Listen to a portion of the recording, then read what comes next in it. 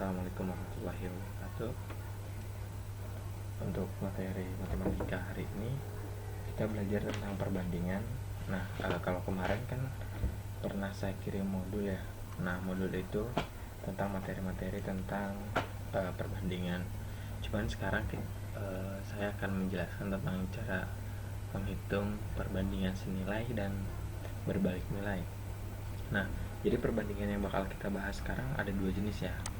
Oke, perbandingan. Nah, gini dulu deh. Kira-kira nih ya, jawab di diri kalian masing-masing. Apa yang pertama ada di pikiran kalian ketika kalian mendengar kata perbandingan? Ayo, kira-kira apa?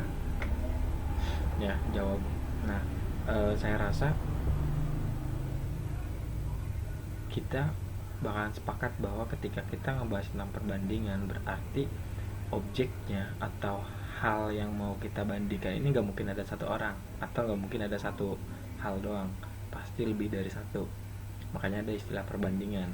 Intinya perbandingan itu bisa dua atau lebih. Intinya dibandingkan. Namanya dibandingkan gak mungkin ada satu doang. Gimana caranya ngebandinginnya kalau cuma ada satu benda atau satu orang doang ya. Setelah itu ada dua jenis nih yang mau kita bahas. Yang pertama perbandingan senilai. Nah, yang kedua perbandingan berbalik nilai. Nah, maksudnya apa sih dari kedua ini? Nah, ini bakal kita bahas nih ya. Oke, saya hapus dulu ya. Kita hapus dulu. Cut aja deh. Oke, pertama itu perbandingan senilai.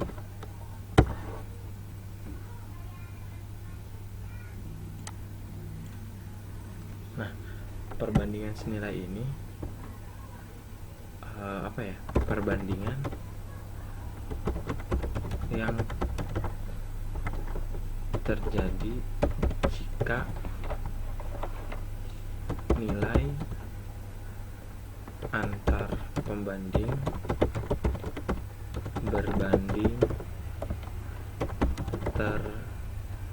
berbanding lurus ya. Maksudnya berbanding lurus gini, misal pembanding satu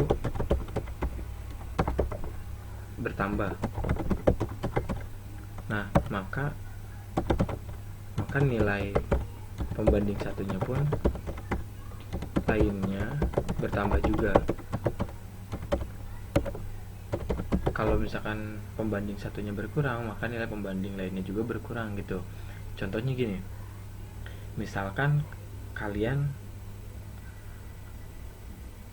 memiliki uang, misalkan punya uang 1000, kemudian kalian belikan ke suatu benda, misalkan kita contohkan, atau makanan, kita contohkan kalian beli es harganya 1000. Nah, ketika kalian punya uang 1000, maka kalian cuma bisa dapat es 1.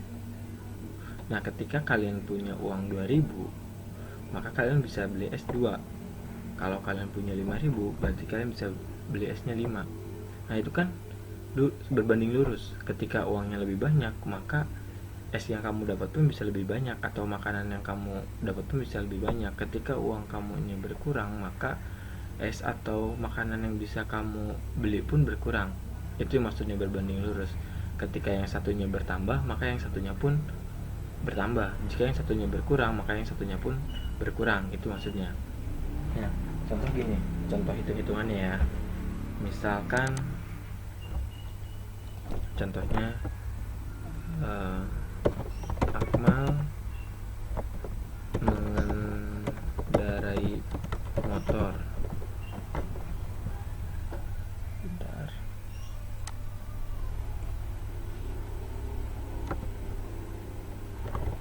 Dengan bensin 2 liter, mampu menempuh jarak sejauh 10 km. Nah, jika motor Akmal memiliki bensin 6 liter, maka motor Akmal mampu menempuh jarak berapa kilometer. Nah, kira-kira nih secara logika aja ini udah pasti kalau misalkan bensinnya lebih banyak, berarti jarak yang bakalan ditempuh si Akmal pun bakalan lebih jauh ya, bakal lebih panjang, gak mungkin 10 km, pasti lebih. Nah, ini ada dua cara. Cara yang pertama, ini kita menggunakan atau mencari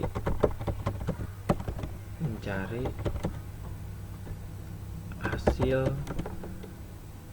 atau atau jarak dari 1 liter. Nah, yang mampu ditempuh. Nah, dari 1 liter ini kira-kira si Akmal mampu menempuh jarak berapa kilometer dari 1 liter. Nah, kalau ini itu kan berarti kita cari dulu nih. Nah,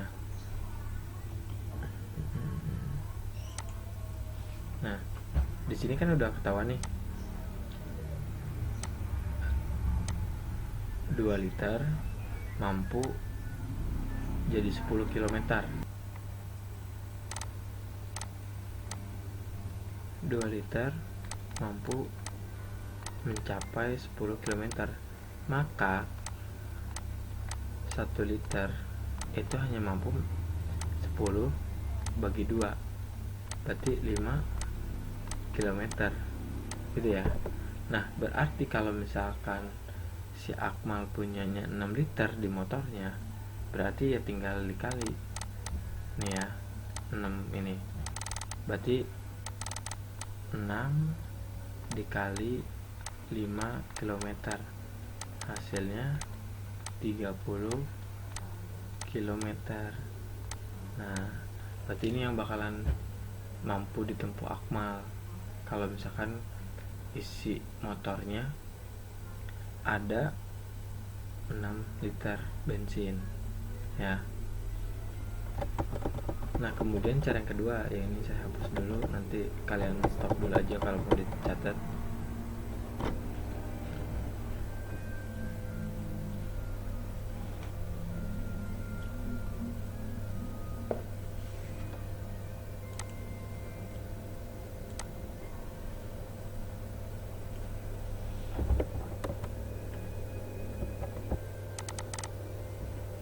Cara yang kedua kita pakai perbandingan. Rumusnya itu A per B banding C per D ya.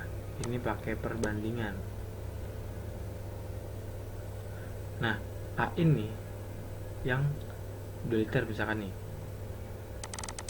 kita anggap A sama dengan 2 liter, terus B nya berarti yang 6 liter, C itu jarak yang bisa ditempuh sama si A, berarti berapa? 10. Nah, ini kita anggap tetap D ya. Ini belum ketahuan D nya berarti. Nah, berarti di sini kita tulis A per B. A per B nya berarti 2 per 6 sama dengan 10 per D. Nah, ini bisa kita coret nih, 1 ya 3 ya. Nah, D sama dengan kali silang 3 kali 10 sama dengan 30 km. Sama aja ya, sama kayak yang tadi caranya, sebenarnya hasilnya sama. Kalau yang tadi kita cari yang 1 liternya dulu berapa, kalau yang ini langsung dibandingkan gitu ya. Nah, karena bentuknya video, jadi bisa kalian skip dulu untuk nulis ya, jadi nanti bisa dilanjutkan buat ininya. Cuman ini saya langsung ke perbandingan berbalik nilai. Oke, karena nanti kepanjangan kalau harus nunggu dulu, jadi nanti kalian stop dulu aja, setelah itu kalian lanjut nontonnya.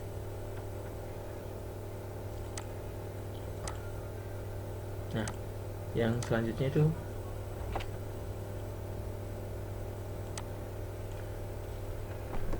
perbandingan berbalik nilai. Nah, kalau ini misal perbandingan satu berkurang, maka pembanding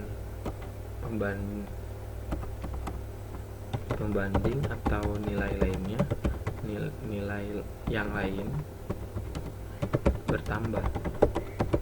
Nah, jadi ketika yang satunya berkurang, justru ini bertambah. Terus kalau misalnya yang satunya bertambah, dia malah berkurang.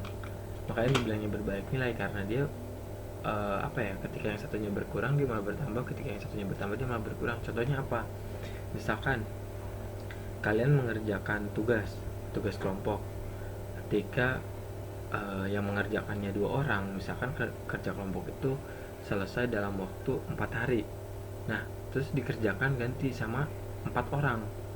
Nah, kalau misalkan dikerjakan sama 2 orang bisa selesai dalam waktu 4 hari, berarti ketika dikerjakan oleh 4 orang itu bakal lebih berkurang harinya.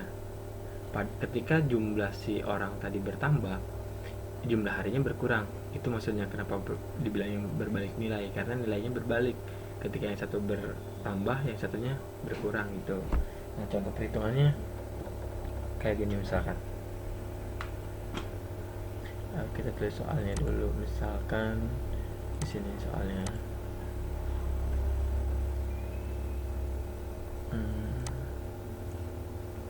Misalkan ganti Alex, misal Alex dan kelompoknya mengerjakan suatu tugas dari gurunya berupa tugas kelompok. Nah, jika Alex mengerjakan tugas tersebut berdua, Alex dan kelompoknya membutuhkan waktu 6 hari. Nah, jika Alex ingin tugasnya selesai dalam waktu 4 hari, maka Alex harus memiliki kelompok berapa orang.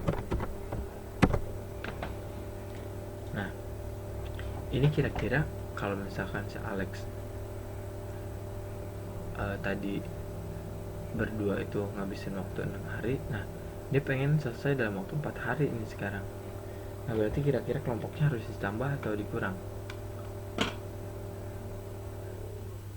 Ditambah dong pastinya, biar lebih cepat.